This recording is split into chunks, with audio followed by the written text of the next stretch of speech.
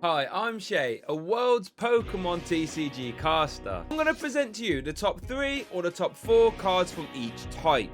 I then need you to decide what you think the best card is from each type. Then I need you to copy and paste the pinned comment from below and leave what you think the best card is from each type. Sounds good? Let's get started.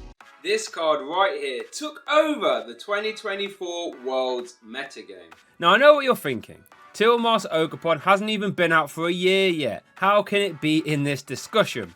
Well, once we have a look at how the metagame has warped around it as soon as it came out, I think you'll understand where I'm going with this. So on face value, this card has some big selling points. Basic Pokemon with the Terra Pokemon tag, so it is immune to bench damage out of the gates. A decent attack that scales with energy attached to both active Pokemon. Well, yeah, the attack is actually pretty strong. It's 3 energy, 30 plus 30 for each energy you attach, and also 30 for each energy attached to your opponent Pokemon. And that's pretty clutch, because if your opponent Charizard-EX has 2 energy attached, it means you get one shot by your old opponent with only 3 energies, which is something really cool for the Zard match. Steel Dance lets you attach a grass energy from your hand to it, and then you draw a card if you do. Energy Acceleration is one of the best abilities to have in Pokemon TCG, and having such an ability on a basic Pokemon is insane. Being able to absorb grass and at the same time draw one card is insanely good. Now I know what you're thinking. While this is good, you'd have to load up a silly amount of energy onto it to make Myriad Leaf Shower actually hit hard to win games. And while this is kind of true, make no mistake about it, this is crazy. Because that's where the beauty of this card comes in. We're not going to attack with it very often. We're going to attack with either Raging Bolt or Regidrago VSTAR. Raging Bolt before Teal Mask was a bulk card, only selling for around $1, but it needed a little bit of help to get over the line, and once it got that help, it was a top 3 deck in format instantly. Its Bellowing Thunder attack would deal 70 damage for each basic energy you discarded from your Pokemon. 70 times multiplier is great, only needing to discard 5 energy to hit the magic 280 damage to clear the way of V-Star Pokemon. So before, when Raging Bolt only had Professor Cider's Vitality and turn attachments, it was just too slow. But once we factor in a few uses of Teal Dance to get some extra energy into play, we now have a high-powered, all-basic deck that can swing ridiculously hard turn after turn, as early as turn 1 as well. All of this led Raging Bolt to win 1 Master Regional, 4 in the Junior Division, and NAIC Championships in the Junior Division as well. Don't forget the Champions League event in Japan, and a 6th place finish at 2024 Worlds as well. And that's only one card that has been unlocked by Teal Mask Ogerpon, and arguably Regidrago has had a much higher peak. Regidrago VSTAR, much like Raging Bolt, was a bulk card that you would have been sad to open, with its price being around $1 for a month, until Teal Mask Ogerpon broke the card and it skyrocketed to $18 pretty fast. Before Teal Mask, Regidrago's only result was winning NAIC 2023 paired with Arceus VSTAR in the Junior Division, which took everyone by surprise. Regidrago has the Apex Dragon attack, which will let you copy the attacks from any dragon types from your discard pile and use it as the effect of this attack. Now, we have seen this kind of effect do seriously well at World Championships before, with Mewtwo and Mew winning 2019 Worlds and Mew-EX winning 2005 Worlds, both of which were attack copiers. And since there are some silly dragon types in the game, like Raging Bolt funnily enough, which actually did see a little bit of play in Regidrago by the way, until Giratina VSTAR replaced it for a big 280 damage attack. But you also have cards like Dragapult-EX, who was a titan at damaging the active and spreading damage to the bench. This arguably makes Regidrago VSTAR a better Dragapult deck than Dragapult itself, since it's faster and more flexible.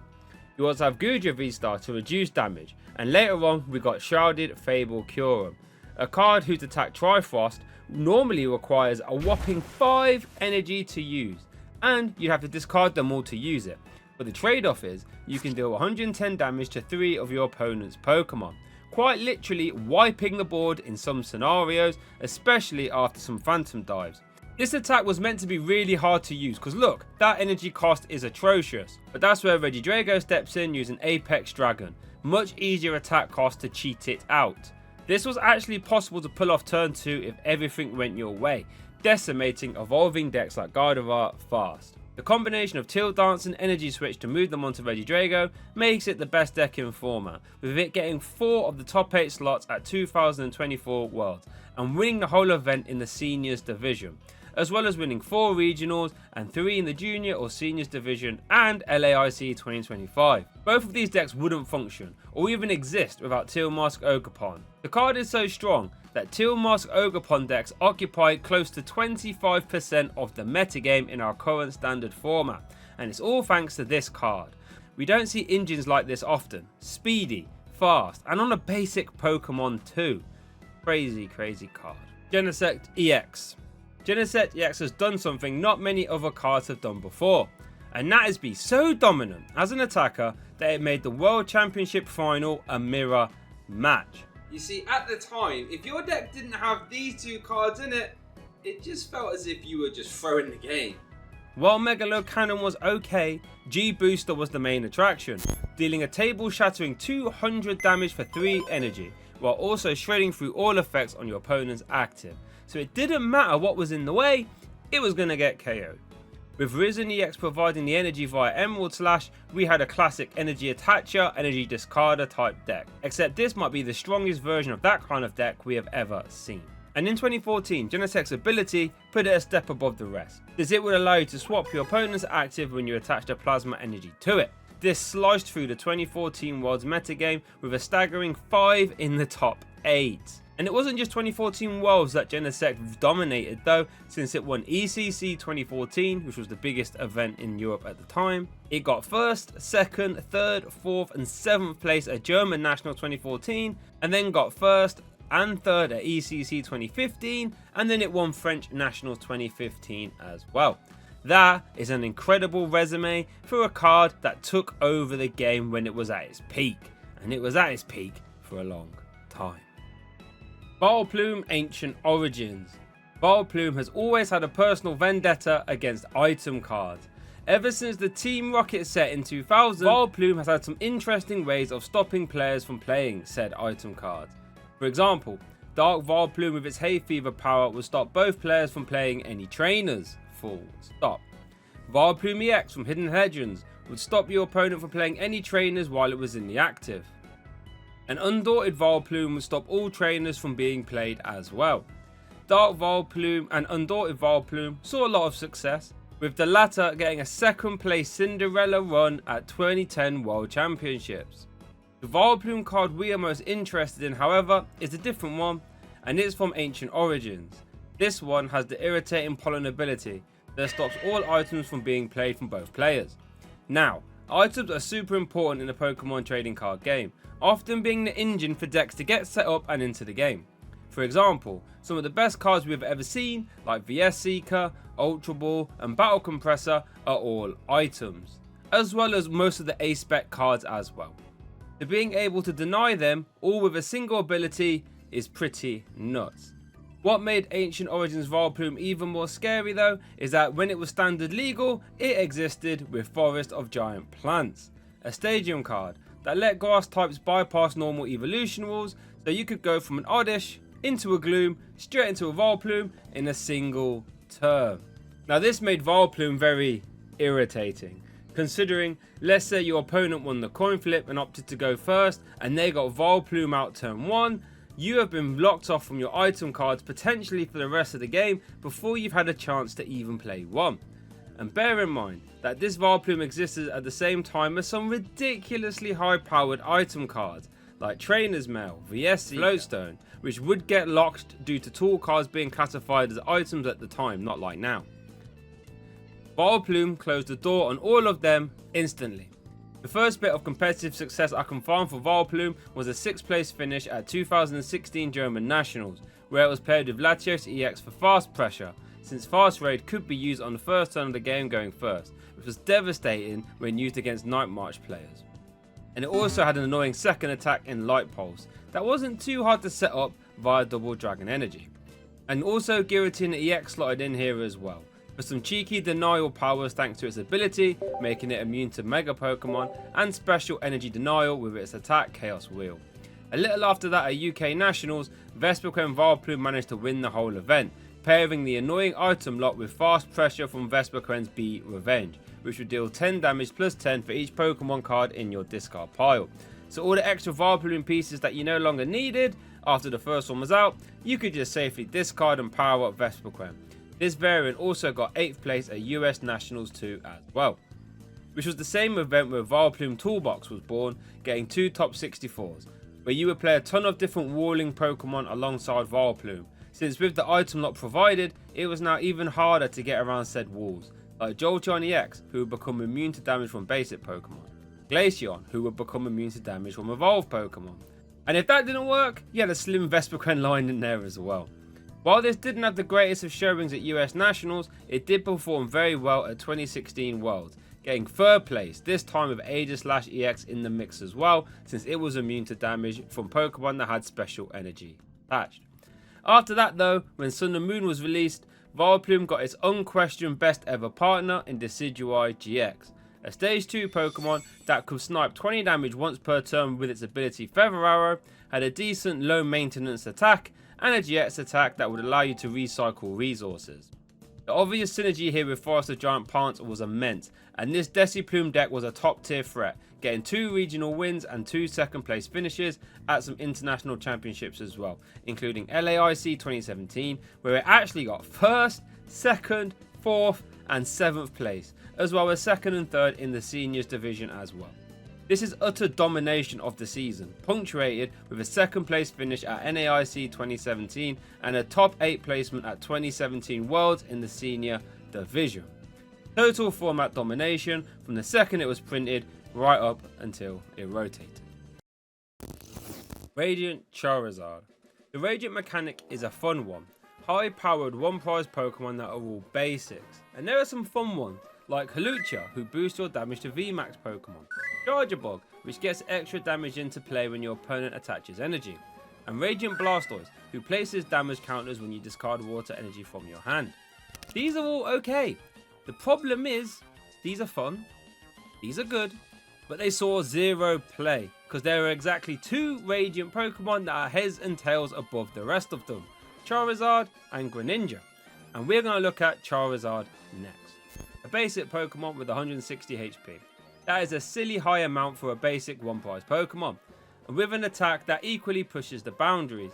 Combustion Blast deals a whopping 250 damage for as low as 1 fire energy. Even though it reads 5 energy, its ability Excited Heart will reduce the attack cost by 1 colourless for each prize card your opponent has taken. With this flexible approach, Radiant Charizard had 2 high tier decks built around it, and it featured, in my opinion, the strongest deck of all time. The first time we saw Radiant Charizard was at the 2022 World Championships, where Ross Cawthorn played it with the shady dealings Inteleon line, getting 16th place in the event. Inteleon would search out trainers when you evolved into Drizzile. This would search out cards like Magma Basin to attach energy to Radzard, cross switches to reset the Combustion Blast kind attack text, and Raihan to attach extra energy and get any card from the deck. This deck was able to cycle Combustion Blast over and over and over again, so efficiently that the deck then won Baltimore Regionals afterwards and got 6th place there as well. Once Lost Origins came out, the Sablezard archetype was born, winning the Peoria Regional immediately. This deck would use Mirage Gate to accelerate energy to Radzard, while having a backup attacking core of Sableye to spread damage and Cramorant for the early game as well. This also won Stuttgart Regionals and Warsaw Regionals as well. After that, when Lugia VSTAR hit the field, Radiant Charizard slotted in there as well. This Primal Turbo could accelerate energy to Charizard, making it a problem at any point in the game. And this deck would occupy 40% of the metagame at its peak. Radzard even featured in some controlling archetypes because it was so efficient attacking for 1 or 2 energy, meaning you could remove big threats with that big old 250 damage number. And lastly, Radiant Charizard fit in stupidly well in Terra Charizard EX, since Charizard EX can accelerate energy with its ability, and at the very least is pretty thematic as well. Charizard EX has won 17 Master Regionals all over the world, 5 senior ones and 1 junior one, as well as having 1 IC title in the Masters division and 1 in the senior division as well. This has catapulted Radzard to insane levels of success at the highest of stages, and it's quite hard for other cards to compete with. Volcanion EX. Volcanion EX hit the field in Steam Siege and immediately put the Pokemon world on notice, getting 10th and 11th place at 2016 Worlds. See, this guy right here put fire type straight back on the map at a time where they were a little bit rubbish and was the base of fire types until it rotated. Its steam up ability would let you discard a fire energy from your hand to boost your basic fire type damage by 30. So if you use this 3 times with 3 separate Volcanion, its attack, Volcanic Heat, would now deal 210 damage, which would eject pretty much everything straight out of the way. With max elixirs you could accelerate energy fast, and the baby Volcanion would help out here as well, with its Flare Starter attack, which with Steam Up boost would provide a very good one prize attacking option, all while accelerating energy as well. While it took a while for Volcanion to take an event down, it eventually did. OCIC 2017 in the hands of Pedro Torres, who is widely regarded as the best Volcanion player of all time. A bit later, Volcanion got some new running mates. The first one was Turtonator, whose Bright Flame attack started off at 160 damage, meaning you needed 1 less steam up to eject things. And its GX attack Nitro Tank would be a massive turn 1 tempo play, getting 5 energy into play fast. This ended up winning Hartford Regionals. And then a bit later on, we got the biggest fire attacker, Ho-Oh-GX, whose attack would start off at a table shattering 180 damage. So with a choice band, it was already ejecting stuff with no steam ups needed. This gave Volcanion a big kick, winning 2 regionals and even making an off variant that would use Salazzle-GX in combination with Ho-Oh to tempo out games using Kiawe to accelerate 4 energy turn 1. But Volcanion still featured in that deck as well, which ended up getting 10th place at 2017 Worlds as well. This makes Volcanion EX many people's face of fire types, and it was the cornerstone of those fire types in the metagame right up until it rotated. Baby Blacephalon. Blacephalon was the only one prize deck that could hang with tag team Pokemon. That's how strong it was. You know, one thing I really love about this card is that it didn't care what it was playing against. It would destroy it. Tag teams were notorious for pushing one prize decks out of the format because they were so oppressive, but Blacephalon was able to break through. Its Fireball Circus attack was the build around, dealing 50 damage for each fire energy you discarded from your hand. So with Welder in the format, you could get this rolling in a single turn. And with the whole treasure trove of way to fling fire energy into your hand for Fireball Circus, you could do the unthinkable and one-shot a tag team Pokemon on your first turn of the game. And the scary thing was, even if you was able to break through one Blacephalon, it had so many ways to recover, like Beast Ring to accelerate energy, Fire Crystal to get 5 energy back from the discard, Fiery Flint to get 4 from the deck, and Giant Half to get 2 from the deck as well. This meant Blacephalon decks were built to do one thing: deal humongous damage stupidly fast, and it did it very well. Baby Blacephalon is a card, a single prizer, which has the capabilities to knock out 3 prizes. Back in its prime day, you can actually knock out the big scary ADP, you can knock out Pikachu just with a single attack. Made Blacephalon one of the strongest decks in the format. 1 regional win, 6 top 8s and 3 international top 8s as well. And potentially more important, the only one prizer that could stand toe to toe with the most oppressive mechanic of all time, tag team Pokemon. Reshiram. So Reshiram was the figurehead of Welder decks right up until they rotated. And spoiler alert, Welder decks were very good. Reshiram had a lot going for it. First up, its 2 energy attack Outrage was a menace, dealing 30 plus 10 for each damage counter on it. And since it had a big old 270 HP stat, it was really hard to one-shot. That meant a lot of the time you were playing into Outrage, and there was nothing you could really do about it. Flare Strike dealing a massive 240 damage for 4 energy was very strong too, since most of the GX Pokemon outside of tag teams were getting sent to the Shadow Realm, being on the receiving end of it. My favourite part of the card was the GX attack though, since if you had 3 energy on it, it would deal 200 damage. Bear in mind you could do this on your first turn going second, so if your opponent has led a basic GX Pokemon in the active, you could detonate it immediately. And if you put another 3 energy on it, you are now swinging for 300 damage, and going through all effects on your opponent's active, which would really remove anything you liked from play. Reshiram had 3 uses. The first way was in an ability Zard based deck, which ended up getting top 4 at 2009 World Championships and 1 in the Seniors division. This would use Ninetales to gust Pokemon into the active via its ability, Turtonators as a 1 prize attacker, and Victini Prism as a late game big puncher.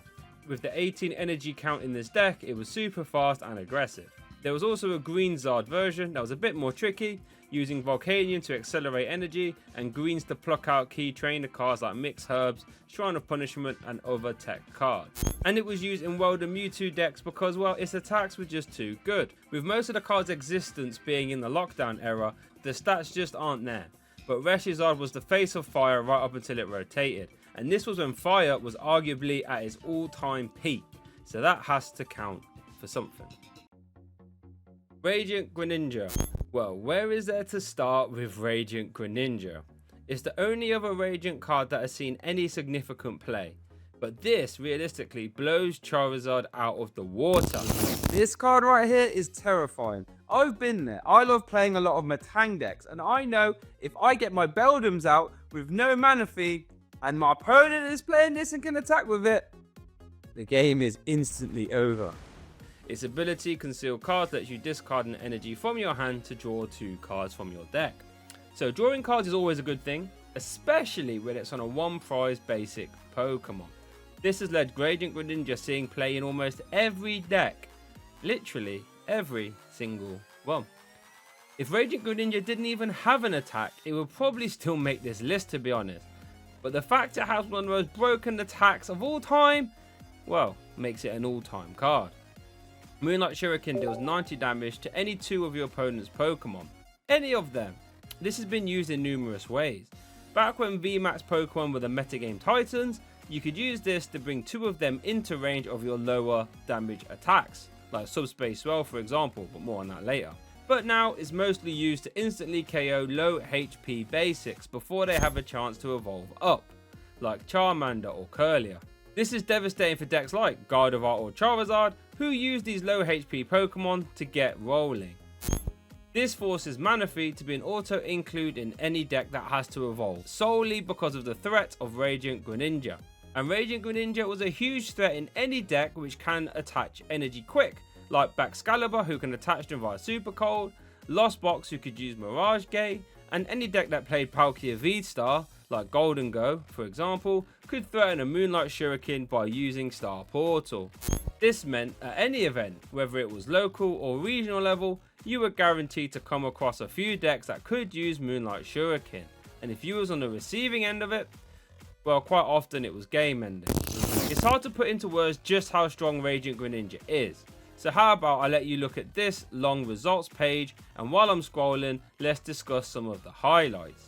5 World Championship wins, 10 International wins, 7 Champions League wins, and 54 regional wins across all age divisions. This could well be the most impressive resume of any card ever. A card so strong that it forced Manaphy to be in almost every deck, and no question about it, if you could accelerate water energy in any way, you had to play Radiant Greninja. And the figurehead of a mechanic that has made almost every other Radiant Pokemon look like bulk in comparison. Seismitoad-EX. Seismitoad-EX was the boogeyman of the Pokemon TCG. The focal point of a deck so strong that TPCI had to step in and use the Ban Hammer from the standard format, something we never normally see, and the attack name still strikes fear in the hearts of players everywhere. Seismitoad-EX had the Quaking Punch attack, which for a single DC attachment would deal 30 damage and stop your opponent from playing any items next turn. At a time where EX cards would have 180 HP, this would put your opponent on a very fast clock, because the 30 damage would get boosted ridiculously fast. Cards like Muscle Band to boost it by 20, Hypnotoxic Laser Verbank City Gym combo would boost it by 30, so now Quaking Punch was in the 80 damage range, which is getting dangerously close to 2-shotting other EX cards. There was a Toad deck that would rile up the damage even higher, which ended up getting second place at Worlds twice, once in the Masters division and once in the Senior division too, arguably making it the most successful Toad variant of all time, Seismitoad Crobat. This would look to boost Quaking Punch's damage by using the Golbat and Crobat from Phantom Forces, who would place 20 damage or 30 damage on one of your opponent's Pokemon when you evolved into them. With cards like AZ and Scooper Scoop Up, you could reuse these bats line over and over again, making for a deadly offensive onslaught. If you wanted to turn up the disruption angle, you had Toadina and Toad Garb. Toad Garb would use Garbotoxin to turn off all abilities while it was in play. This would work ridiculously well with N, a format staple, that would shuffle in both players' hands into their deck, and you would draw one card for each prize card you had remaining.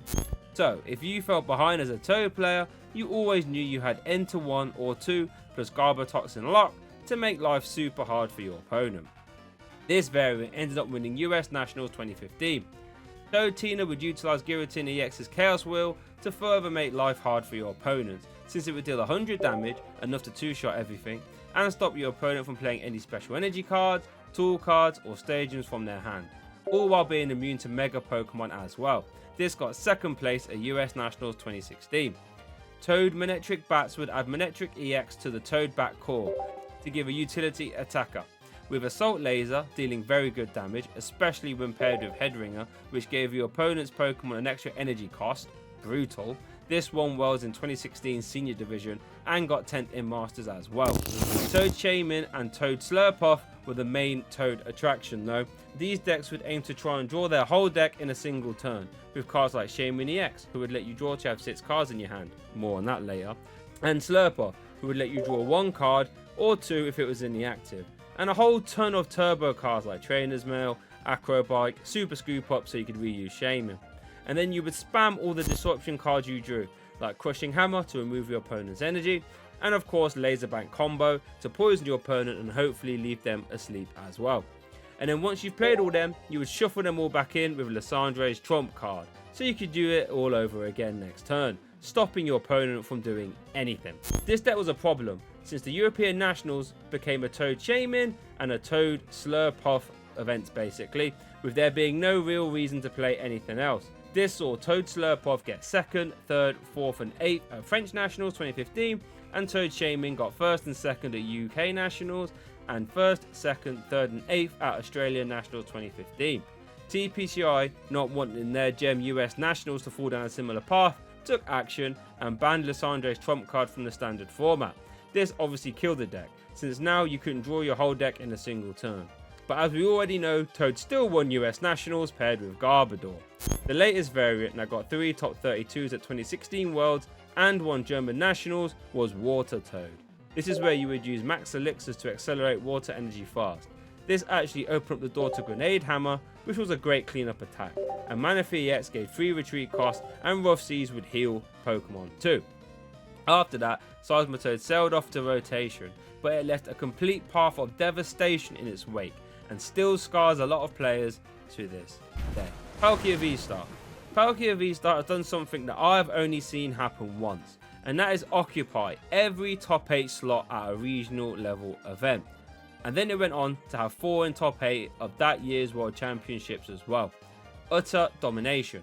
Palkia-VSTAR has 2 very big selling points. First is its obscenely efficient attack, Subspace Swell, which deals 60 plus 20 for each bench Pokemon in play, both yours and your opponent's. Though with max 5 benches both sides, that's a crisp 260 damage for 2 energy. So with any modifier, you now reach the magic 280 damage number, of which during Palkia's heyday, there were a few, like Choice Band and Inteleon's Quick Shooting. Its once per game ability Star Portal would let you accelerate 3 water energy from your deck to your water Pokemon in any way you like. This would let you springboard a Palkia out of nowhere if needed, or could open the door to a ton of other water attackers like Radiant Greninja from earlier, Abominable V from Mewtwo-V Union, or even Inteleon, of which Palkia was often paired with. More on that card later. The combination of efficiency, since Subspace Swell would only cost 2 water energy, and being a 280 HP beefcake that slung damage around like no man's business, made it a metagame threat. What made Palkia-VSTAR worthy of this list though, is that since its 2022 heyday, it has managed to remain relevant ever since, and even had a resurgence later on, getting 2nd place at Birmingham Regionals, an event I was commentating. It even saw some play with Kyurem VMAX to provide energy fast and be an ulterior attacker, same in Chien-Pao for a bit, and in Golden Go to provide reliable damage when Make It Rain wasn't popping off, and open up the door to Radiant Greninja as well. And now, most recently, it is back as a main attacker, since Area 0 Underdepths would let both players have 8 bench Pokemon if they have a Terra Pokemon in play, which makes Subspace Swell even more scary. We saw it paired with Dusknoir, whose Curse Blast ability would place 13 damage counters on one of your opponent's Pokemon if you KO it. So what this basically reads is, whatever you sow Space Swell into will now be KO'd. The next variant we saw was paired with Noctowl, who will let you search for trainers when you evolve into it, which keeps you ticking over. This variant has a ton of tips and tricks too, like Grass Trumpet Energy Switch and cancelling Clone so you can Moonlight Shuriken through Manaphy. This variant is a top tier deck in our current format, meaning Palkia, since it's been printed, immediately took all top 8 slots at Melbourne Regionals, got 4 in top 8 at 2022 Worlds, and has never really left the format since, and just got 2nd place in Birmingham and won Rio de Janeiro and got 4th in Dortmund. That is an impressive resume. Inteleon. It took a while for Inteleon to get to full power, but when it did, it was played as the engine in literally every deck and format. It was insane. It had the Shady Dealings ability, which will let you grab any 2 trainer cards from your deck when you evolved into it. Worth noting, the Drizzle had the same ability but for 1 trainer. This, as you can imagine, was an insane engine, letting you grab exactly what you wanted on the turn you needed it. And as mentioned, was the main partner for Palkia, which got 4 of the top 8 slots at 22 Worlds. But to be honest, most of Inteleon's reign was before that.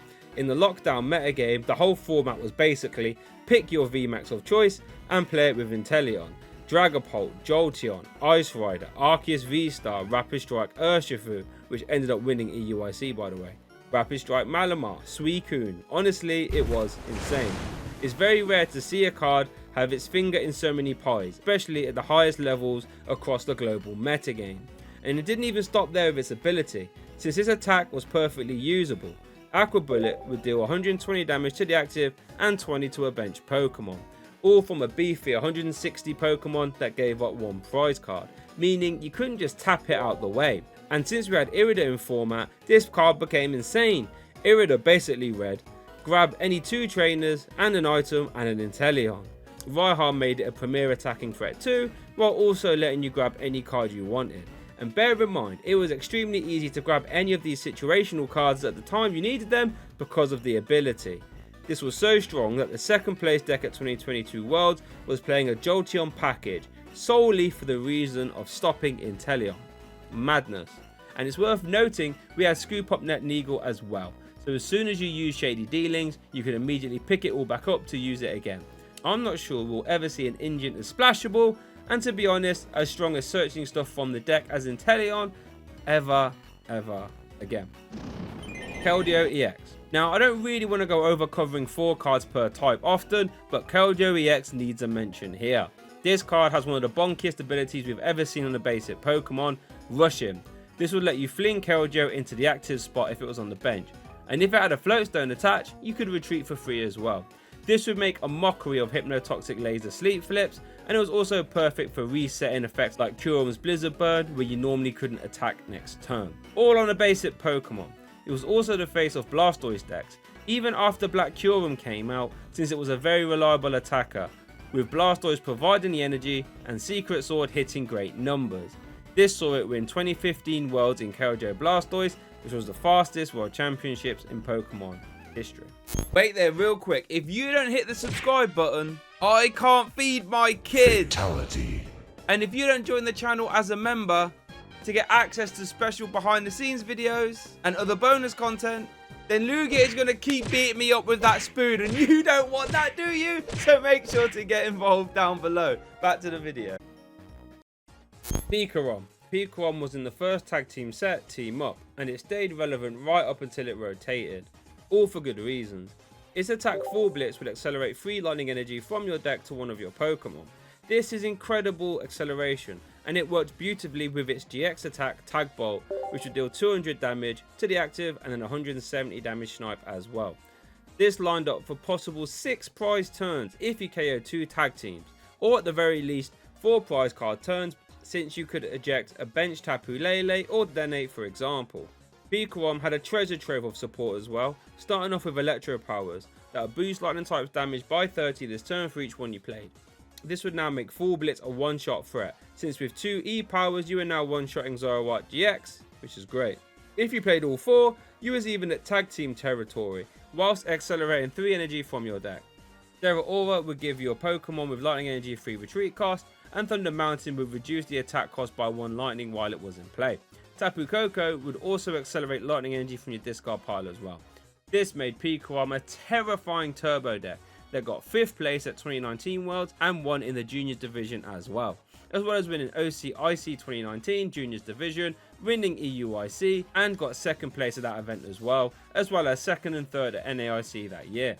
After that, Pikachu transformed into more of a control-y deck, where you would use Crushing Hammers, Reset Stamp, and Raichu to have a devastating late game. We even saw a list that would play 4 copies of Judge just so you could handlock your opponent while you apply pressure with Full Blitz. This change of style made Pikachu remain competitive right up until it rotated, which made it a constant threat and the face of lightning type Pokemon for a good 2 years. Luxray GL LV.X. Luxray GL LV.X could really do it all. First up, it had the Pokepower Bright look, which would let you swap your opponent's active when you evolved into it.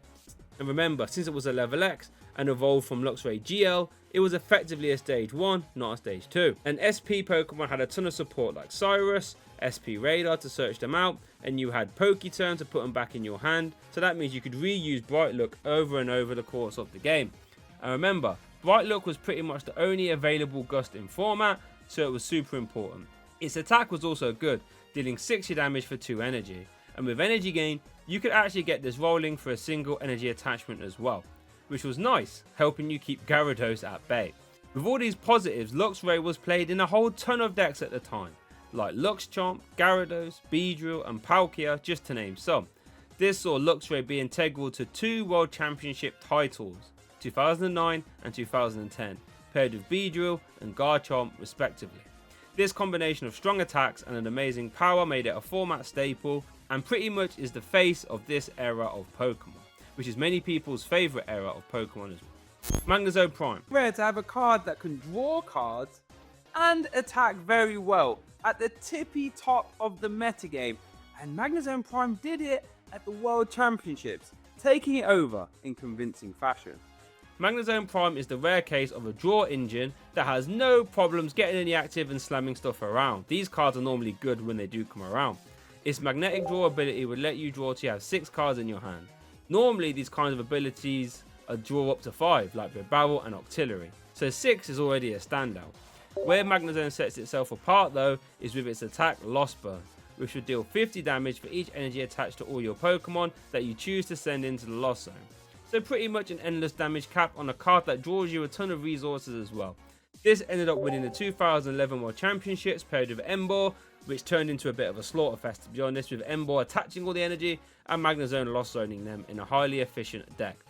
That wasn't the only way Magnezone could have its stamp on the metagame, since it was often paired with Yanmega too, who would attack for free if you had the same amount of cards in your hand as your opponent. So with Yanmega attacking for free, you could dedicate your energy to Magnezone so you could now Lost Burn. This saw Magnezone get another 2 of the top 8 slots at the World Championships there as well as winning the whole event in Juniors and winning US Nationals as well.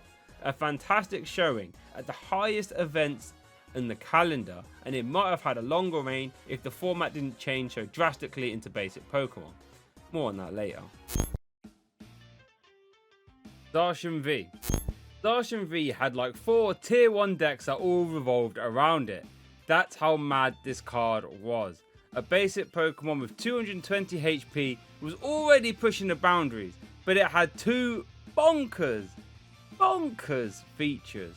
First up, its attack would deal 230 damage for 3 energy, and it had an item card Metal Saucer to attach energy from the discard pile to it, so that energy cost isn't as menacing as it looks. 230 damage cleared the way of all basic V Pokemon, and with some extra modifiers, you were doing the unthinkable, one-shotting tag team Pokemon. More on that later.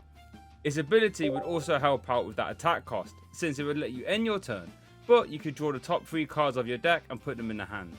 And you could attach any metal energy you found there to that Pokemon. This being used on your first turn is always a free 3-card draw. And that was good enough for Zacian to be the engine for controlling archetypes, since they wouldn't attack anyway. So you'd always get a free hop supporter every turn. And the controlling decks at the time were honestly some of the strongest we have ever seen, and Zacian made that possible. But that attack opened the door to 3 tier 1 attacking archetypes. The first and most infamous was ADPZ. where you would play Zacian with ADP, since ADP's GX attack would boost your Pokemon's damage by 30 for the rest of the game. And if your Pokemon would KO anything, you would take an extra prize card afterwards. So with the alteration boost, Brave Blade was now doing 260 damage. With the Vitality Band, it would now be 270. So now we was one-shotting big tag team Pokemon like Mewtwo and Mew tag team. And with one use of Galarian Zigzagoon to place one damage counter or wherever you liked, you was now one-shotting 280 HP tag team, which feels silly even to be typing out. Once ADP got boss's orders, you could now completely ignore whatever was in your opponent's active, and you would just KO 2 bench sitters like Dedenne or Crobat, since they would now give up 3 prize cards when they were KO'd. Silly, silly. Melmetal Zacian would make Zacian a tanky geezer. Full Metal Wall would reduce damage done to your metal types by 30 for the rest of the game. So with that and Metal Goggles, you was now at a minus 60 modifier, and Metal Coating Energy would remove your weakness as well, making Zacian a really hard 2 prized card to deal with, since it was swinging for 230 damage every turn. And with cards like Mallow and Lana, you was also healing 120 damage at a time, which was back-breaking. The last deck was Combo Zacian, which would use Jirachi Prison to take an extra prize card if you took it as one of your face-down prize cards. So you would use Mr. Mime and Oranguru to reliably get it in the prize cards, and then you would take it when you KO'd something. So it would be a bit like a mini ADP deck, where you wouldn't have to give up your second turn to use the GX attack. All of this saw Zacian literally have itself in every corner of the metagame, attacking or controlling. The only problem with Zacian is that most of its metagame reign was in the lockdown format, so IRL results are limited. But trust me, the online metagame was rife with Zacian everywhere. Genesect-V. So currently, my most viewed video is about Mew VMAX, and the engine to that deck was none other than Genesect-V, with one of the most bonkers abilities I've ever seen. It was so strong that I thought it was mistranslated at first. Fusion Strike system would let you draw up to the amount of Fusion Strike Pokemon you had in play. So if you had 6 Fusion Strike Pokemon in play and a 0 card hand, you would draw 6 cards. And this wasn't a once per turn ability. If you had 4 Genesect in play, you could use this 4 times, which was insane. This made the Mew VMAX deck function, and made it one of the most aggressive and hated decks in Pokemon history. It even chipped in its attack for Mew VMAX to copy as well, which was the main one it would use. Mew VMAX dominated the format as soon as it opened back up after lockdown, winning regionals left, right and centre. Its power, speed and aggression was too much for a lot of other decks to keep up with. This saw Mew VMAX get a top 8 at 2022 Worlds, but after that, creatures decided to print a ton of counters to make life hard for Mew VMAX players, like Drapion V, Mightyena and Samurott VSTAR. Genesect didn't really care though, as the deck was still putting up results. And then creatures dropped the biggest counter I've ever seen, Spiritomb, which would stop all basic V Pokemon abilities from working. This should have been a death sentence for Genesect, but luckily Fusion Strike Energy meant that Genesect could still draw if it had one of them attached to it, even under Spiritomb lock.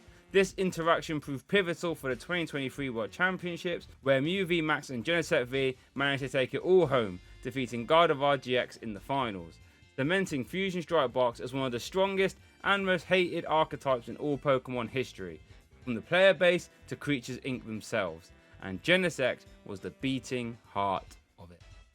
Team Up Jirachi. Team Up was a monster set that introduced tag teams to the game, but it also gave us one of the best support Pokemon of all time.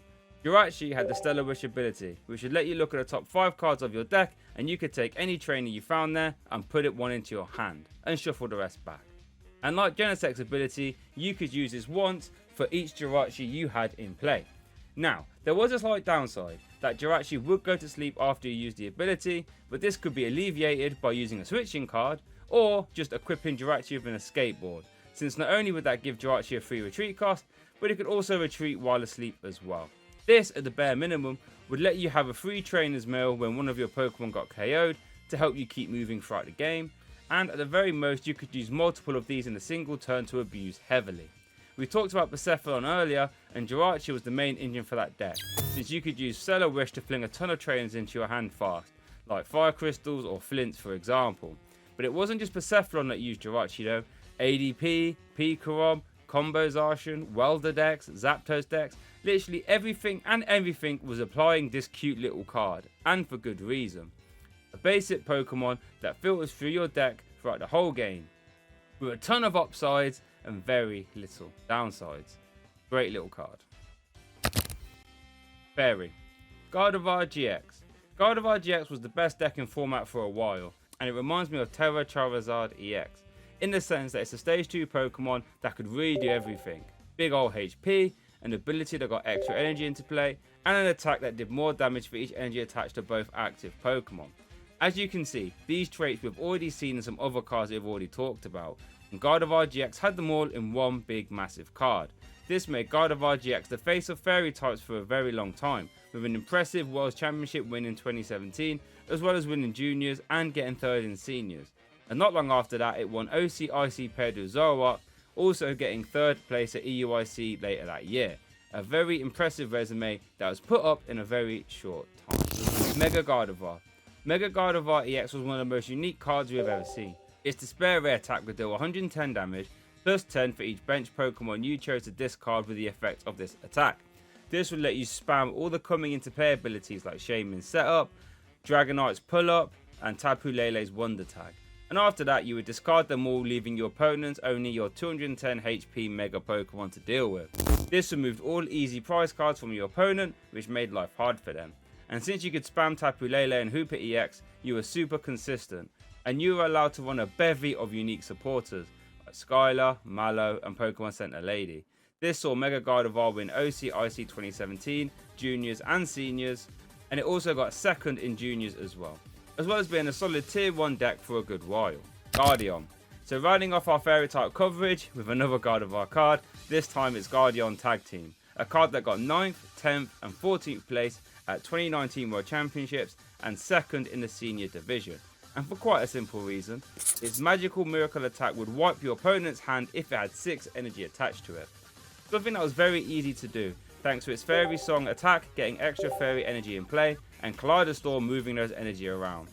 This would play a greens engine to make life hard for your opponent, since now you can search out a ton of annoying cards like Fairy Charm to make Guardians immune to damage from certain types of Pokemon, and Power Plant to turn off EX or GX Pokemon abilities. And after its time as a standalone deck was over, it still saw play in some Mewtwo and Mew tag team decks for that energy acceleration power too. A very strong, annoying card. Psychic Gardevoir Secret Wonders. Wow, where to begin with this card? How about the power? Maybe the best power / ability of all time realistically. Telepass would let you look at your opponent's discard pile, find a supporter card, and then use it as the effect of this power. And it didn't count as your supporter for the turn. This is honestly insane, and would let you double dip consistency supporters like Bebe Search or Roseanne, or even weave in a sneaky Judge to limit your opponent's hand size, and then Disruptive Osiris Conspiracy too. So even if you didn't have a supporter in your own hand, you could just copy one from your opponent's discard pile. There is a reason we haven't seen a power / ability like this ever since, because it really is that good. This would make Gardevoir decks have unparalleled levels of consistency. Somehow it doesn't just stop there though, because your attack was just as bonkers. Psychic Lock would deal 60 damage and stop your opponent from using powers on their next turn. So this, considering the format's main draw engine was Claydol, would lock that down instantly, as well as turn off other telepasses as well. This would also stop another format staple, Uxie, since players would often use that to draw cards as well. Psychic Lock stopped that too. This made Guardi decks really be in a league of their own, with it winning US Nationals 2008, first and third place at 08 Worlds and second at 2010 Worlds as well, where it lost to a top deck it otherwise would have won. And worth noting, it's still dominating old format events to this day. Since the NAIC Retro Celebration in 2024, it actually won that as well. This is an incredible resume at the biggest events of the year. And it's also worth noting that Gardevoir is regarded as many people's favourite decks, but also the best deck of all time as well. Mewtwo-EX. Now, X-Ball Mewtwo literally transformed the whole game as soon as it came out. And not just by being a big deck, but forcing every other evolution deck straight out of the metagame, and it made a mockery of the 2012 World Championships. The format literally became who had more Mewtwo's, because the best way to deal with your opponent's Mewtwo was with your own Mewtwo, since Mewtwo would deal 20 damage for each energy on both active Pokemon, and Mewtwo was weak to itself. But let's have Ross Gilbert from PTCG Radio talk to us about it. People forget how powerful it was. It was such a powerful card that the format really revolved around it for a time. And the problem was the best counter to Mewtwo was Mewtwo. So it wasn't just good enough to play Mewtwo, you had to play Mewtwo to counter Mewtwo while also playing Mewtwo. And it was funny, because when Mewtwo came out, there was a real rush to go and get Mewtwo. We had the European Challenge Cup in Arnhem in the Netherlands, in Europe. It was legal. About a week and a half after the set came out, which was very quick. It's much quicker than it is nowadays.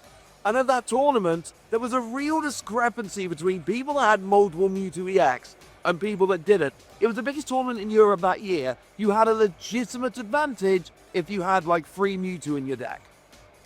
Oh yeah, the price of Mewtwo absolutely skyrocketed it. And it was funny because like back then, cards were like a $5. Cards weren't expensive.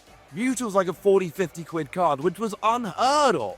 And also bearing in mind, this is for like the base EX Mewtwo, not your full art, which you had as well. It was a very expensive card, a very hard to find card, but a lot of people literally couldn't find it. It wasn't just the price, it was the few websites we had that were selling it sold out. People didn't have it for trade, vendors in the hall didn't have it.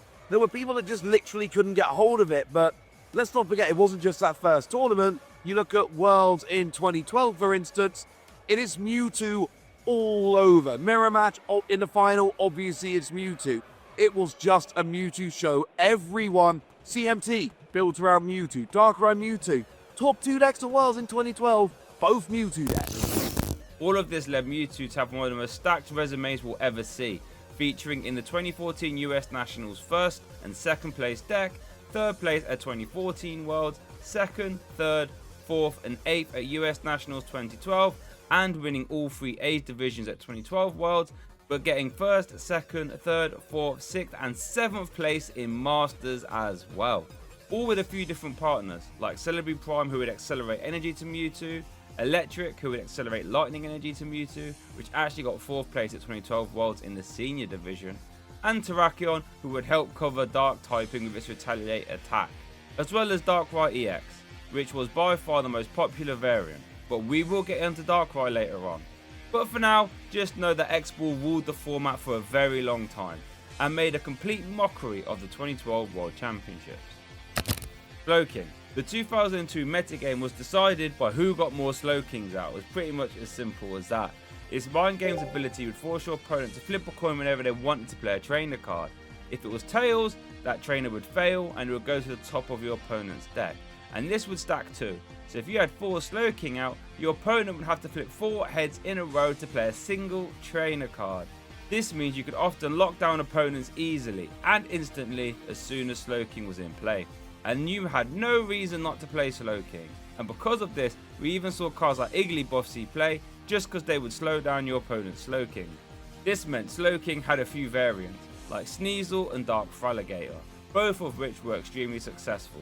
Slowking won 2 age divisions at the 2002 World Championships, paired with Domfan who was straight for inter-baby Pokemon to make life hard for your opponents, and Dark Fraligator who would turn off baby Pokemon like Igglybuff from earlier to keep Slowking's working. And also Cleffa, who was Slowking's best defense, would get shut down by Dark Fraligator, but more on that later. It's hard to get across just how mental Slowking really was, but effectively stopping your opponent from playing any trainer cards instantly was madness. Uxie. Uxie is probably the best draw card of all time, simple as that. A basic Pokemon that would let you draw to have 7 cards in your hand when you put it into play. That is ridiculous, and there really isn't much else to say about it. In a format where supporters were mostly search based, Uxie was the draw power that they were lacking. Normally, these bench and draw cards are useless once they're in play, but Uxie had use cases even when it was in play. Its attack psychic restore would put itself to the bottom of the deck, effectively stopping you from ever decking out provided you could use it every turn, and it had a level X that you could evolve into, that would let you look at the top 2 cards of your deck and put one in your hand. This really puts Uxie on a level on its own, and there really isn't much else to say. But let me read you its placements at the 2010 World Championships just to hammer it home. 1st, 2nd, 3rd, 4th, 5th, 6th, 9th, 10th, 11th, 12th, 13th, 14th, 16th, 17th, 18th, 19th, 22, 22nd and 28th. And that's just in Masters. It got first in both juniors and seniors as well. Utter domination. Garbodor. Garbodor literally changed the game immediately once it came out, making up a monstrous 80% of the Seattle Day 2 field. Its Trash Lance attack would deal 20 damage for each item card in your opponent's discard pile, and at the time items were very strong, like Trainer's Mail and VS Seeker. And before Garbodor came out, all the decks in format were focused on being as turbo as possible. That instantly changed. Now, every single item card you play would be terrifying, because you knew at some point Trash Lance would come back to haunt you in a major way. Also worth noting that Garbodor existed at the same time as the Garbotoxin one too, so your late game would turn off your opponent's abilities and you start one-shotting them with your one prized Pokemon as well. This led Garbodor to have a ton of partners like Espeon-GX and Drampa, the latter of which won NAIC 2017, but it also saw play with Zoroark as well, which also won NAIC and the World Championships as well. But Buzzwole Garb and Golisopod Garbodor did also exist from time to time, with Gollygarb actually getting second place at Worlds 2017 as well. Just as an example of how powerful Garbodor Trash Lance was, before it came out, Mega Mewtwo-Y was probably the best deck in format. It was really strong. The second Garbodor came out, we never saw Mega Mewtwo-Y again. Realistically, it's hard to put into words just how crazy Garbodor was, but trust me, it changed the game over. Darkrai-EX. The Darkrai-EX did something no other card has done. That is be the main attacker in a deck that won Worlds 2 years in a row. And one of those years, it occupied 7 of the top 8 slots. Darkrai-EX stepped into a metagame which was utterly dominated by Mewtwo-EX, and took him down a peg. Darkrai has 2 amazing things going for it. First, its ability would give anything with a Dark Energy attached to it a free retreat cost. Not only would that make maneuvering between Darkrai-EX much easier, but would open the door to toolbox decks that use Rainbow Energy and Prism Energy, since now all the Pokemon have a free retreat cost. It would also work stupidly well with the Dark Patch item card, which would let you attach a Dark Energy from your discard pile to one of your bench Dark type Pokemon. Since this only worked for your bench Pokemon, it could sometimes get awkward having to try and maneuver around the active, but with Dark Cloak this really wasn't an issue. This would allow for flexible amount of attackers to be played, like Plasma Absol and Sableye, the latter of which was dangerously close to making this video too. It was the attack that was critical to Darkrai's early success though. Night Spear dealing 90 to the active and 30 to one of your opponent's bench Pokemon was perfect for 2-shotting everything in the active and keeping pressure on benched Pokemon as well. And with Dark Patch and Dark Claw support, you could make it even more terrifying. In 2012, Darkrai was mostly paired with Mewtwo, but a straight Darkrai deck did make top 8, and the winning deck had Terrakion in it as well. The 2013 World Championship winning deck had a heavy Sableye package, who could get back item cards. This would let Jason reuse powerful items like Hypnotoxic Laser, Pokemon Catcher and Dark Patches over and over again.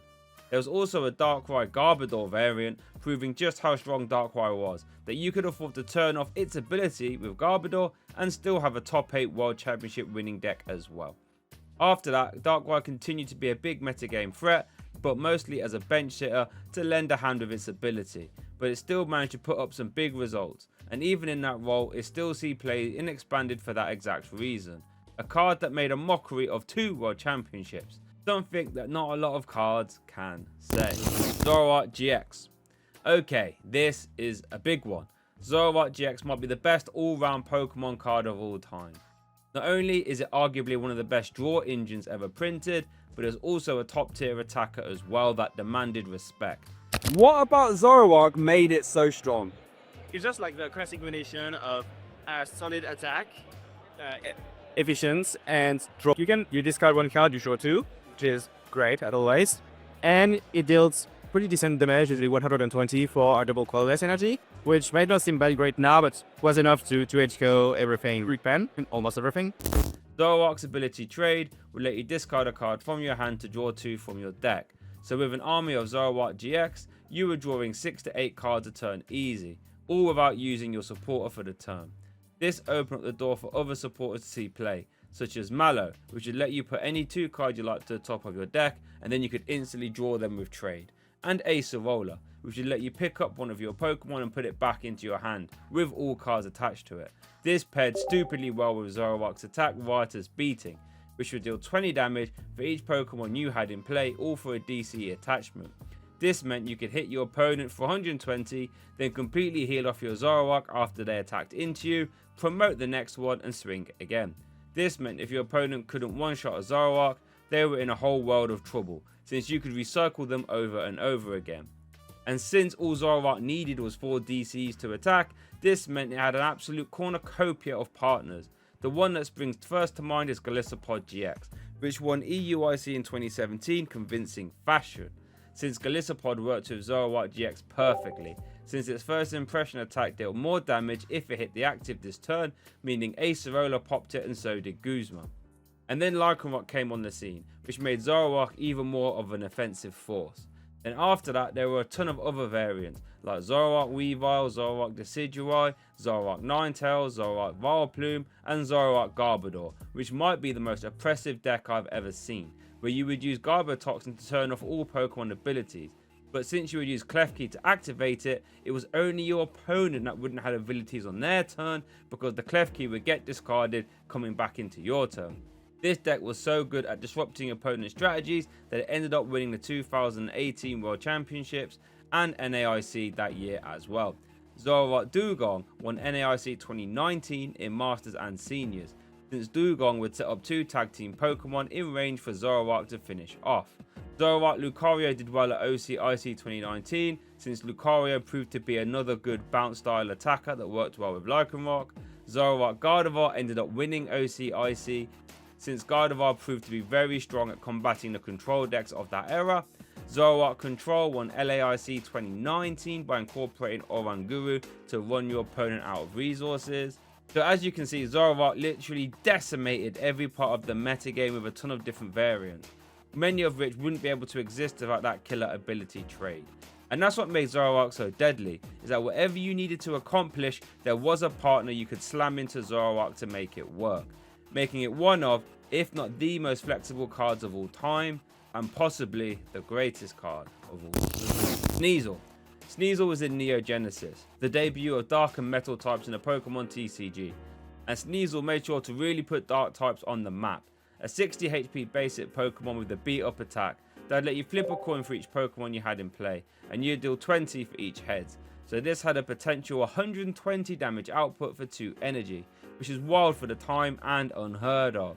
And even if you half that damage, 60 damage for 2 is still game breaking, especially when you consider the only dark energy in format was Special Darkness, which would boost damage by 10 for each one attached. So that's a 3 plus 20 damage at all times.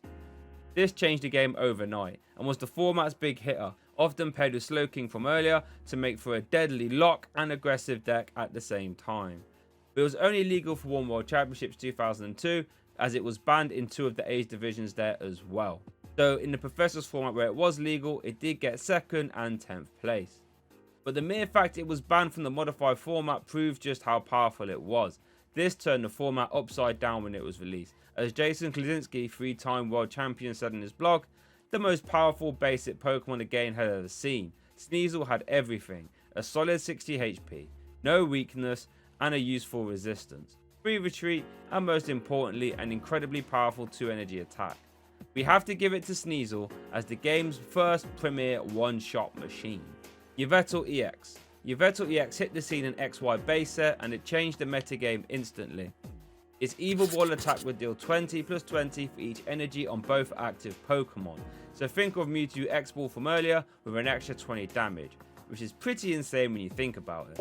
On top of that, Wild Cyclone was a very usable second attack, which Mewtwo just didn't have, which would deal 90 damage and moving energy away from itself at the same time. This was perfect for preserving double colorless energy while still 2-shotting the entire format. This resulted in Yveltal immediately owning the format with help from baby Yveltal 2, who had attached energy from the discard pile. Yveltal-EX was at the height of its powers at EUIC 2016, where it occupied 5 of the top 8 slots, 1st, 2nd, 3rd, 4th and 5th, while also occupying 36% of the day 2 metagame. and winning both other age divisions, paired with Garbodor to lock off abilities. This ended up translating well to the 2016 World Championships, where it got 6th, 11th, 12th and 13th place. And while it's not the focal point of this video, Yveltal also directly expanded format in a major way. The face of dark types in the XY era, and they were terrifying at that. Regidrago VSTAR. Regidrago VSTAR took a while to hit its metagame dominance, sitting as a bulk card until a certain someone came out. But it is worth noting that it did win NAIC in the juniors division paired with Arceus VSTAR. But once Teal Mask Ogerpon came out, that's all Regidrago needed, and it immediately got a top 16 place at NAIC, and then the floodgates were open. Regidrago has the Apex Dragon attack, which will let you use the attack from any of your dragon types in the discard pile as the effect of this attack. This led to a toolbox of attackers being used, like Dragapult-EX, who would deal 200 damage to the active and then spread 60 damage to the bench, Giratina VSTAR to deal 200 damage and reduce damage done to you next turn by 80, Raging Bolt to deal a massive nuke attack, although this was replaced by Giratina VSTAR later on, and of course the true cannon, Kyurem, whose Triforce attack would deal 110 damage to 3 of your opponent's Pokemon. This would absolutely decimate evolving decks like Gardevoir and Charizard, since they would have to have low HP Pokemon in play often, so Triforce would yeet them all straight to the discard pile. And if players wanted to try and defend against this with Manaphy, it really didn't matter, since Regidrago's V-Star Power Legacy Star would make it very easy to use Cancelling Cologne to turn off Manaphy's ability and then use Triforce, since Legacy Star would let you discard the top 7 cards of your deck, and then you would take any 2 cards you liked from your discard pile and put them back into your hand. This made finding Cancelling Cologne very easy, something that a lot of other decks would really struggle to do. With Teal Mask Ogerpon and Energy Switch providing the energy needed for Regidrago, it exploded into the metagame, occupying 4 of the top 8 slots at the 2024 World Championships, an event I was commentating, so I saw the destruction firsthand. And it didn't stop there, since it won LAIC 2025 while also getting 2nd, 4th, 8th and 9th place, while getting 3rd, 4th and 6th place in seniors as well. It also won 2024 Worlds in the senior division and has been lighting up regionals ever since. So while its time in limelight might not be as long as some of the other cards on this list, it has had the format in a vice grip and it won't let go until rotate. Giratina VSTAR. As we just said, Giratina VSTAR currently sees play with Regidrago right now, but it has been a standalone deck or decks for a very long time. It's most known for its Lost Box style deck, where you would turbo cards into the Lost Zone via Comfort and Chorus' Experiment, so then you can Mirage Gate energy onto your attackers like Giratina VSTAR. And you really want to accelerate energy to Giratina, deal a massive 280 damage, capable of clearing away of all V-Star Pokemon. And for the random Regigigas V-Star or V-Guard energies that you might run into, Giratina VSTAR had its Star Attack, Star Requiem, which is straight up KO whatever was in your way, no drawback. This meant Giratina VSTAR decks were never truly out of the race, especially since they played a Roxanne path to the peak package to have a devastating late game option. Giratina Lost Box got 2nd place at EUIC 2024, 4th place at LAIC, and 3rd place at 2023 Worlds, and 2nd and 3rd in the senior division there as well. But that isn't all for Giratina VSTAR, since it also got played with Arceus, where you would forego Star Requiem and just look to announce Lost Impact as much as possible, by using Arceus VSTAR to accelerate energy via Trinity Nova. And while this was a much more straightforward deck, it was a solid tier 2 deck for a very long time. They ended up winning Portland Regionals and the Singapore Regional as well. And of course being a heavy hitter in the Regidrago VSTAR archetype as well. This shows the versatility and raw strength of Giratina VSTAR, Arceus Dalga Palkia-GX. Now this is a card that has been hated by the player base for ages. Right off the bat, 280 HP is impressive, but its real power lies in its ultimate ray attack, which would deal 150 damage and allow you to accelerate 3 energy from your deck to your Pokemon in any way you like. This is an incredible form of energy acceleration, but to be honest, it's not even close to being this card's most powerful feature. Its GX attack takes this to another level. It boosts your Pokemon's damage by 30 for the rest of the game, and if you attach an additional water energy, you would take an extra prize card every time you KO something. This single effect shook the metagame, as now Ultimate Ray would deal 180 damage and attach those 3 energies, and now with that damage boost it would KO bench sitters and take 3 prize cards at the same time, like Tapu Lele and Dedenne-GX. On its own, this made ADP a solid tier 2 deck. However, it lacked high power partners, which would make the deck kind of vulnerable, since if you could stop the Ultimate Ray, ADP decks would struggle to get energy into play because it lacked any other form of energy acceleration. Keldeo-GX was the most played partner at this time, since it was immune to damage from other GX Pokemon, and it would shred through anything after the Ultra Creation boost. That all changed when Zacian V hit the scene in the next set. Zacian V with its Brave Blade attack would deal 230 damage, and with the Metal Saucer to accelerate energy, became the perfect partner for ADP. So after using Ultra Creation, Zacian V could hit 260 damage, which was already enough to one-shot some tag team Pokemon like Pikachu and Zekrom-GX. But the real game changer was when you added modifiers like Vitality Band or Galarian Zigzagoon. With these additions, Zacian V could now one-shot even 280 HP tag teams, which was nuts. This made ADP incredibly difficult to stop. And once Boss's Orders was introduced, ADP players didn't even need to deal with your active Pokemon, they could just target the Dedenne-GX, Crobat V or any other bench sitters, to be honest. As a result, decks like Centiskorp's VMAX started to pop up, as they really didn't have to rely on bench sitters and had a high HP to withstand the onslaught. This domination led to frustration from the player base, as it often felt as if games against ADP were completely out of your control. Many players also voiced their concerns about ADP's impact against one prize deck, since now, well, your prize advantage was just eroded instantly.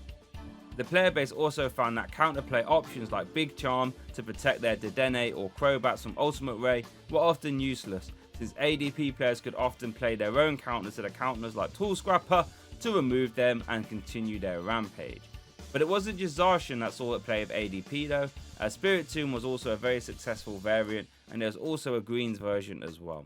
These factors combined to make ADP one of the most hated decks in competitive play, leading to widespread frustration among players, and to be honest, one of the strongest dragon types of all time. Fighting. Medicham-EX.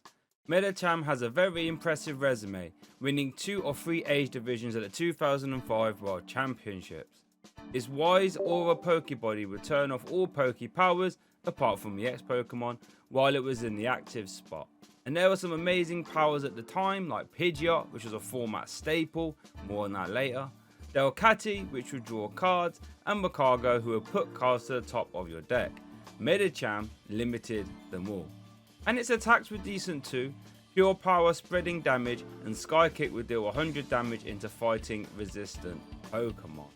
This led Medicham-EX to have a super dominant run all throughout the 2005 season, and a monstrous run at the 2005 World Championships. Claydol. Now, if we're talking about format defining cards, we have to talk about Claydol. Its Cosmic Power would let you put up 2 cards from your hand to the bottom of your deck, and then you would draw to have 6 cards in your hand. This is insane, because not only do you get to preserve resources by putting them to the bottom of your deck for later use, but then you can draw up to 6 as well. And if you got multiple Claydol out, you could cycle through your deck really fast. This was especially good because at the time, supporters didn't really draw cards. So this would literally see play in every single deck. Probably saw more play than Uxie, which is really saying something. Like, let's look at his 2009 World Championship showing. 1st, 2nd, 3rd, 5th, 7th, 9th and 10th. Utter domination, and it continued into the 2010 World Championships too. 3rd, 4th, 7th, 6th, 9th. Crazy stuff. Some games were often decided by who got their first Claydol out, since they would have so much extra card advantage over the course of the game. Normally when it comes to engine Pokemon like this, they aren't seen in every single deck, like how Bibarel sees some play now, but not in everything. But Claydol really was in every single deck, right up from when it was printed, all the way until it rotated. Mad card. Lycanroc-GX. Now, Lycanroc-GX is similar to a card we've already covered here, Luxray GL LV.X, in that its Bloodthirsty Eyes ability is the same as Bright Look, letting you swap your opponent's active when you evolve into it. The main difference between them though is that Lycanroc was an absolute one-shot merchant as well. Dangerous Rogue GX would deal 50 damage for each bench Pokemon your opponent had in play. So with a 4 or 5 card bench, and bear in mind, while Lycanroc was legal, the metagame was heavily based around Bridget, a supporter card, that would let you grab any free non-EX Pokemon and put them straight onto your bench. So this would grab a combination of GX Pokemon and evolving basics as well, meaning the benches often ballooned really fast for Dangerous Rogue to slap for big damage. And Zoroark decks made up a large percent of the metagame, which loved to have a full bench for Riotous beating, so that worked well for Lycanroc. And worth noting, Claw Slash actually one-shot Zoroark-GX with weakness. But even other decks like Metagross, Gardevoir and Buzzwole would all have a ton of bench sitters like Tapu Lele, Octillery and Sylveon for example, meaning Dangerous Rogue was always live. And since it was a fighting type, it would benefit from support like Strong Energy, Diancie Prism Star and Brooklet Hill, to make it even more consistent and powerful. And while Lycanroc was the Zoroark Destroyer, Zoroark was probably the best partner for it, since it got 3rd place at EUIC 2019 in all age divisions, 2nd place OCIC Senior Division, and 5th and 4th place NAIC 2019, and 4th and 5th place NAIC 2018 Junior and Senior Division, and 1st in Masters. That wasn't the only partner for Lycanroc though, since it saw a lot of play with Buzzwole GX as well, since Bloodthirst Jars would make Jet Punch and Knuckle Impact even more deadly, and this variant won 2018 Worlds in Juniors and got 2nd and 3rd place as well as 3rd place in Seniors and 6th place in Masters, as well as 1st and 2nd at the NAIC Seniors Division and 1st and 2nd at LAIC Masters Division. This meant that Lycanroc had its paws all over the metagame with a ton of different partners, and really kept some decks in check. Colourless Cleffa. So it's not an exaggeration to say that Cleffa single-handedly saved the Pokemon TCG. Before Neo Genesis, the game was in a dire state. Hand-ripped cards were way too strong and abusable. Cards like Rocket's Trap and Rocket Sneak Attack and Imposter Professor Oak, which meant if you was going second, there was a very high chance you were starting the game with a 0-card hand. Combined with fast damage dealers like Erica's Jigglypuff and Rocket Zapdos, the game was in a dire state. In steps Cleffa to change all that in 2 massive ways. The first and most obvious way was with his Eek attack, which would shuffle your hand away and then you would draw 7 cards. So this made immediate hand rip strategies pretty bad, since if your opponent used Eek afterwards, you would be pretty sad. And since it could be used for a single energy, you couldn't just spam energy removal cards to defend yourself against it. Cleffa also had the baby Pokemon rule, which meant that if your opponent tried to attack into Cleffa, they would have to flip a coin. And if tails, the attack would fail and Cleffa would survive. This meant your opponent couldn't just turbo it out the active. Every single deck played Cleffa. That's how good it was. Because you could use it at the start of the game, middle of the game, or at the end of the game.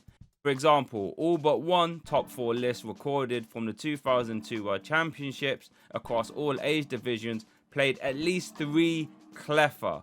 That is an incredible conversion at the tippy top of the metagame's highest of stages. Cleffa was also very good at combating Slowking, since you could refill your hand after failing all those trainer cards.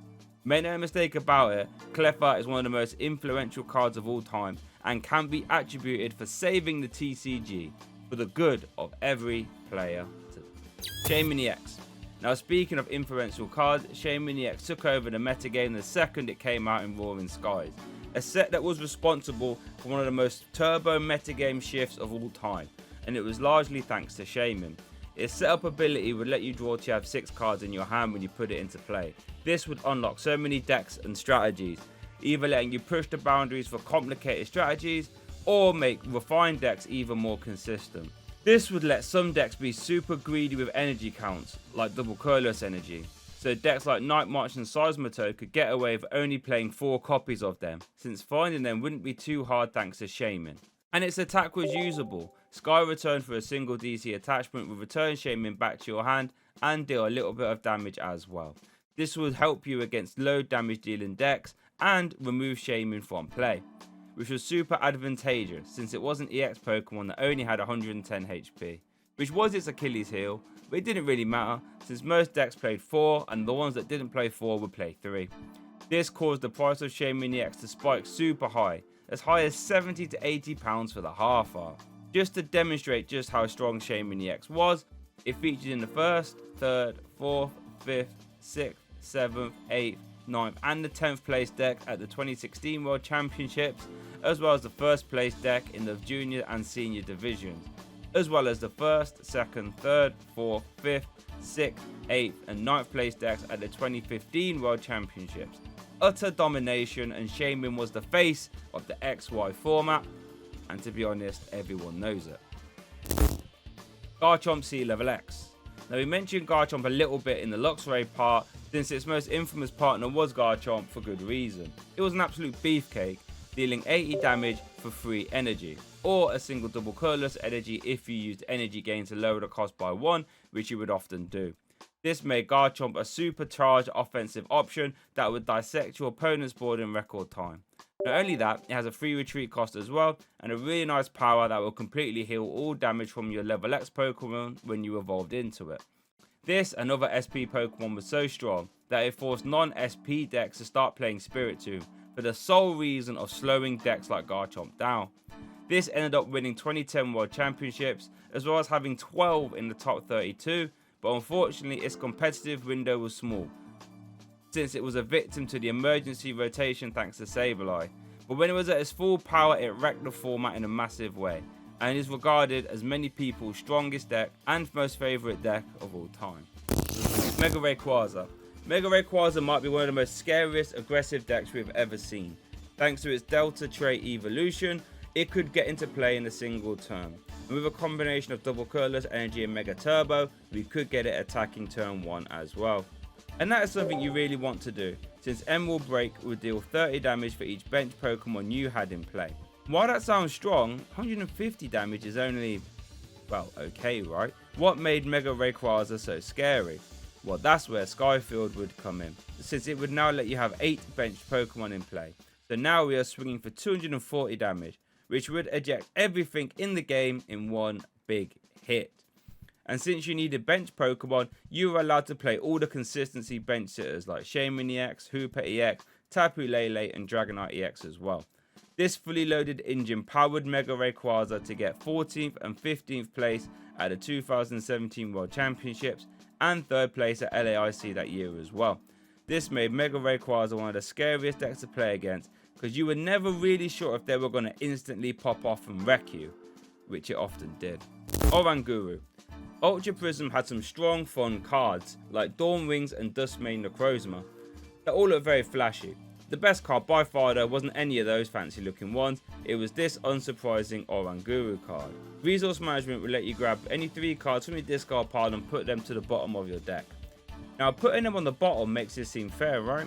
Well, Oranguru decks would play a ton of draw options like a flock of Team Up Pidgeotto or Zoroark, so you could get your deck down to no cards, and then you would use resource management to get 3 cards back and then draw them all again next turn.